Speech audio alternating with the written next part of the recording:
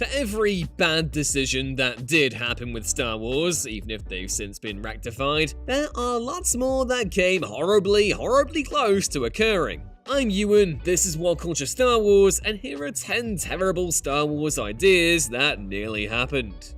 Number 10. The Adventures of the Starkiller. Before it eventually became the Star Wars we know and love, George Lucas's plans for a galaxy far, far away were initially very different. In his early drafts of The Star Wars, Lucas envisaged Luke Skywalker as an old general, and it was ANAKIN'S Starkiller who served the role of a young Padawan, albeit one with much more cockiness than the Luke we'd end up with. Han Solo, meanwhile, was an Urialian, a green-skinned alien with gills. Darth Vader didn't wear a helmet. Chewbacca's early design is what would eventually be used for the Lasats in Star Wars Rebels, and Leia was a 14-year-old princess with 2 brothers. Lightsabers, meanwhile, weren't a Jedi weapon, but used by stormtroopers instead, while the Force wasn't the mystical power it would later become, with the Jedi being more simply just great warriors. There are some recognizable beats among these rough and first drafts, but Lucas had struggles getting Star Wars made anyway,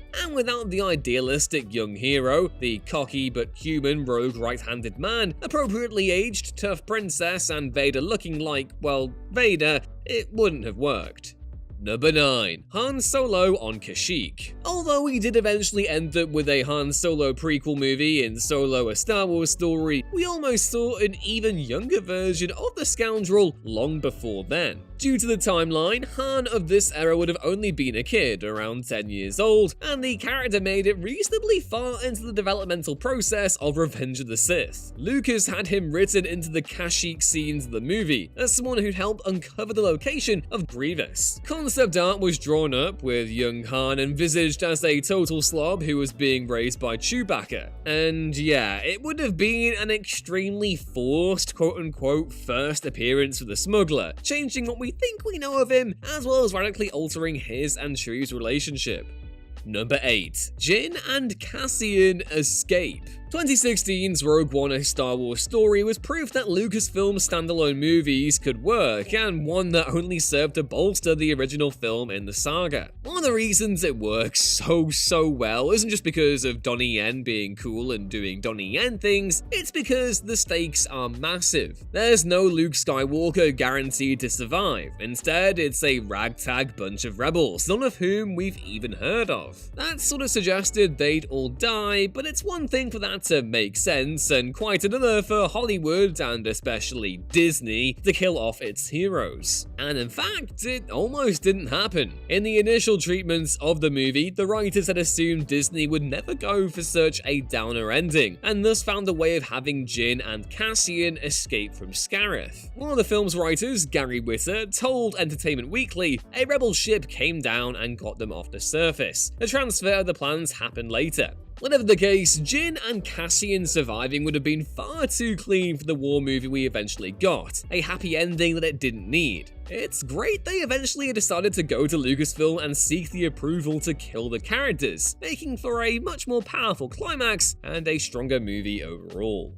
Number 7. Directed by David Lynch? Due to the number of other roles he had taken on, along with a seeming dissatisfaction with the job, Lucas decided not to direct the second and third parts of his original Star Wars trilogy. Irvin Kershner was given the job for Empire, but return was offered to a few different names, and one of those was David Lynch, coming off the back of the Oscar-nominated The Elephant Man. When he turned it down after seeing things like Wookiees and Ewoks in the script, it was offered to David Cronenberg, who also said no. There's a lot to praise about both men, who are two great visionary talents, yet it's hard to imagine either as being a good fit for Star Wars. Neither really work in the same wheelhouse as the Star Wars saga, and both want a free reign they couldn't have with Lucas around. Lynch instead went on to make Dune, which bombed at the box office and with critics, and he blamed it on not having full artistic control. The exact same thing would have happened had he chosen the other big sci-fi movie being offered to him at the time.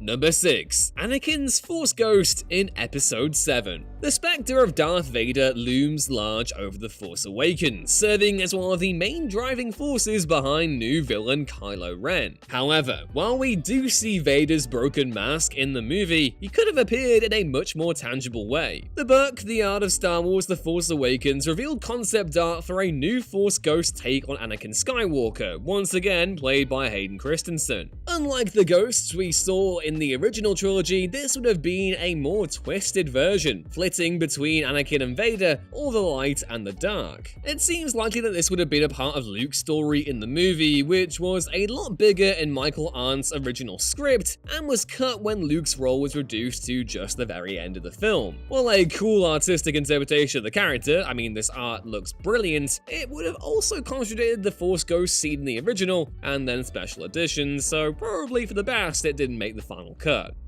Number 5. Buffy the Blue Alien. Yoda is one of the most mysterious characters we meet in the original trilogy, and a part of that is down to his look. He's an odd, wizened figure, and extremely unlikely to be one of the most powerful Jedi to ever live, which is, of course, why the Yoda reveal works so well. Would it have worked as well, though, if he looked like a monkey, or even a Smurf? All were considered during the development of the character, and while the Yoda we end up with is strange looking enough, it's more fitting than the other concepts that were drawn up. The monkey idea, which would have seen a real animal in a mask, is absolutely horrendous. Yoda was also called Buffy in earlier versions, which itself wouldn't have been awful, but would have meant that a certain vampire slayer ended up quite differently.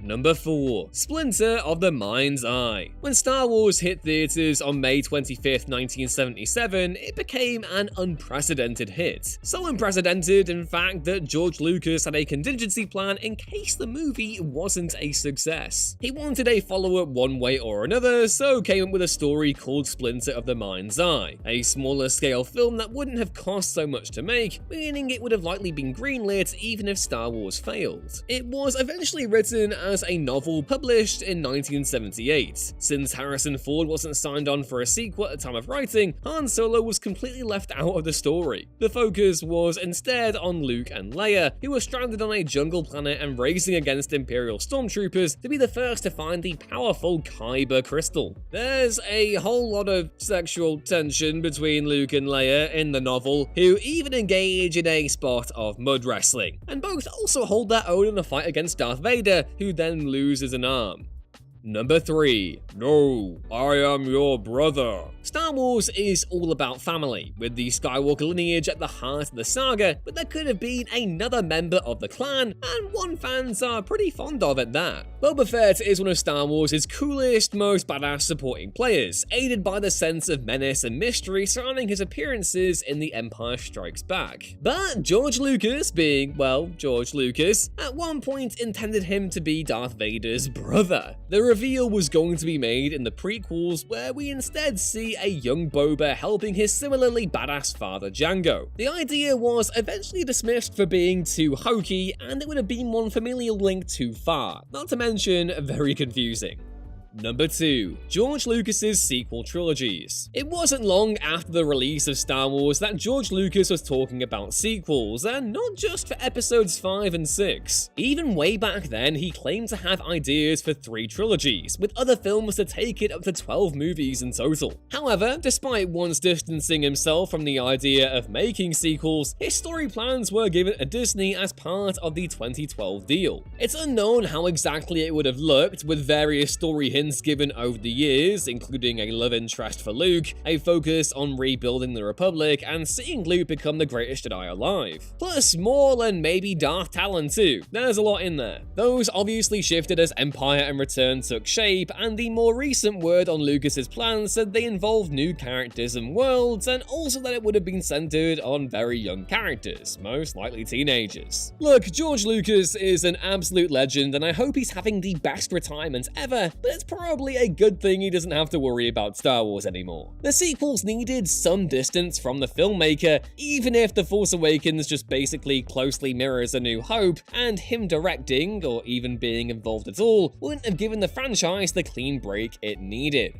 And number 1, the original trench run. The trench run in the final act of Star Wars is one of the greatest moments in the entire saga, but it was almost very different. According to Michael Kaminsky's Secret History of Star Wars, the Death Star trench run was originally scripted entirely different, with Luke having 2 runs at the exhaust port. Marcia had reordered the shots almost from the ground up, trying to build tension lacking in the original scripted sequence, which is why this one was the most complicated. She warned George, if the audience doesn't cheer when Han Solo comes in at the last second in the Millennium Falcon to help Luke when he's being chased by Darth Vader, the picture doesn't work. It's hard to imagine the trench run playing out differently because the way the various characters and elements come together is what makes it such a wonder, but like a lot of Lucas's first cut, it left a lot to be desired. Star Wars is, among many other things, a testament to the power of editing, and that's perfectly highlighted by the great work of Marcia Lucas and co,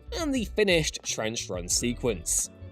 Are there any other Star Wars concepts you're glad were left on the cutting room floor? Let me know down in the comments below, and please don't forget to drop the video a like if you enjoyed it, and to subscribe to What Culture Star Wars so you don't miss another upload going forward. I've been Ewan, and until next time, may the Force be with you.